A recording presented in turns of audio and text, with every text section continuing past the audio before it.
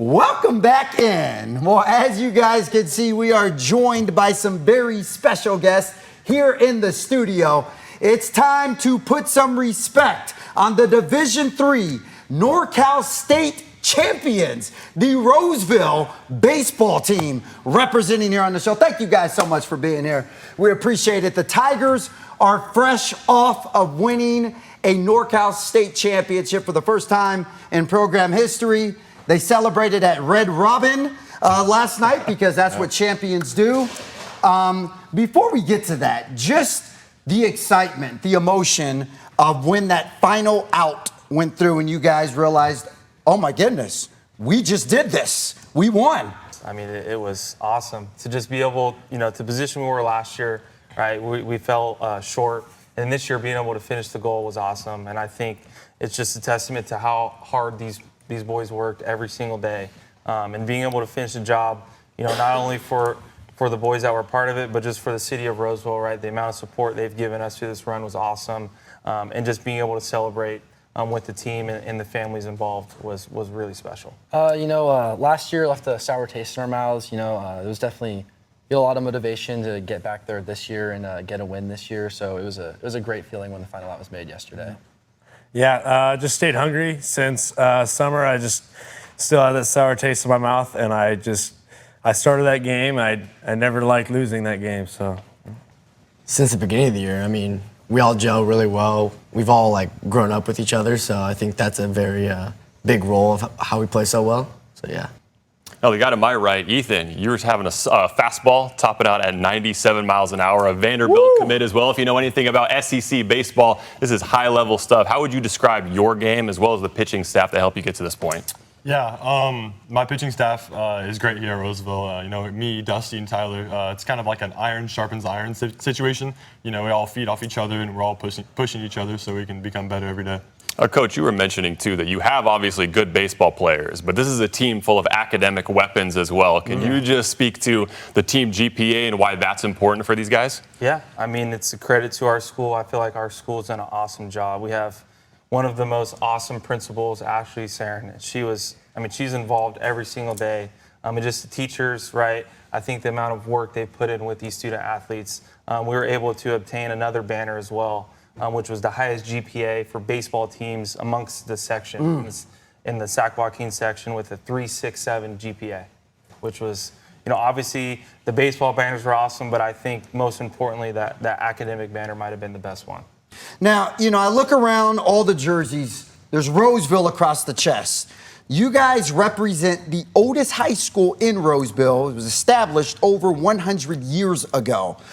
Talk a little bit about the pride that comes with playing for Roseville, knowing the rich history and legacy that has been there, and knowing that you guys are now part of that history there. Yeah, my dad teaches and coaches basketball at Roseville, so I kind of grew up surrounded by just going to Roseville basketball games, being at Roseville. So finally being able to be a student and an athlete here, it meant a lot to me, and I took great pride in being a Tiger. Yep, both my brothers went here, graduated 2020 and 2022, and I've always gone to basketball games with Tyler and Roseville baseball games, and I've always kind of wanted to be there and play on the field and be a Tiger. Do you guys do any team bonding activities? Oh yeah. Oh, please share. We like to, after every practice or sometimes in games, get nubbins right by the field.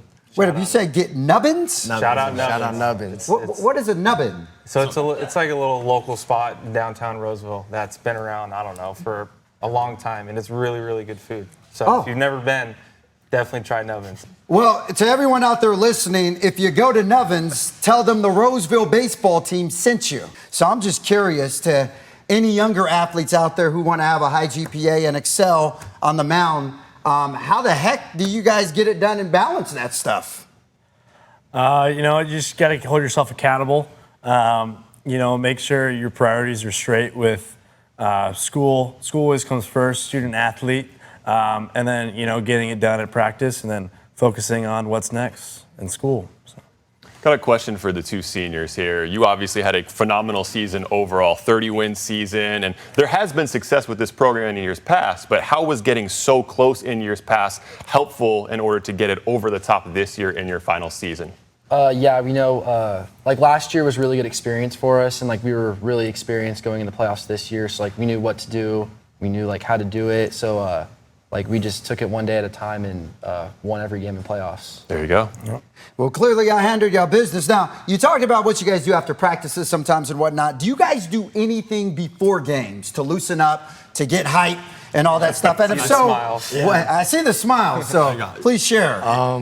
We like to play hacky sack before games, and then we like to listen to Rod Wave on the speaker in the clubhouse. Yeah. Rod Wave. Rod Wave. Rod Wave. Shout out Justin.